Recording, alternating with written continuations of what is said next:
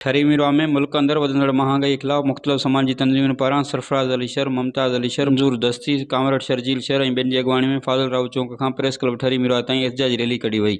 इन मौक़े ते अॻवाणनि सिंध टीवी न्यूज़ सां ॻाल्हाईंदे चयो त उन महंगाई जेका गाटे ट्रोड महंगाई आहे, उन महंगाई जंहिं जीअण हराम करे छॾियो आहे ग़रीब मज़दूर किसान जो, ऐं उन महंगाई जे ख़िलाफ़ असां रोडनि ते निकिता आहियूं।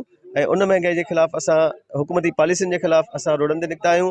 ऐं हाणे उहो वक़्तु क़रीब आहे त इंशाअल्लाह या महंगाई ख़तमु थींदी या हिन हुकूमत जे ख़िलाफ़ पूरे मुल्क में एहतजाज जो सिलसिलो हिकु शुरू थी वेंदो, जंहिंसां हुकूमत जेका आहे उहा सोचण ते मजबूर थींदी त महंगाई ख़तमु कजे। अपनी माण्हुनि जी हिकिड़ी ख्वाहिश आहे त महांगाई न हुजे, छो त ग़रीब माण्हू जो गुज़ारो इन ते आहे। पर इंतिज़ामिया खे असां ख़ासि करे मुतालबो था कयूं या उहे घटि में घटि उहे चेक कनि, यूटिलिटी खे चेक कनि, बाज़ार खे चेक कनि।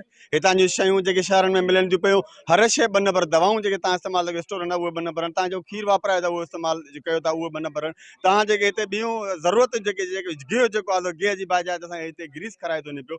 अवाम जेको आहे उहो वीचारो महांगियूं शयूं वठे थो, पर उहे बि हिकु नंबर जे बजाए 5 नंबर आहिनि। कैमरामैन ज़मीर शर सां गॾु हफ़ीज़ शर, सिंध टीवी न्यूज़ ठरी मीरवा।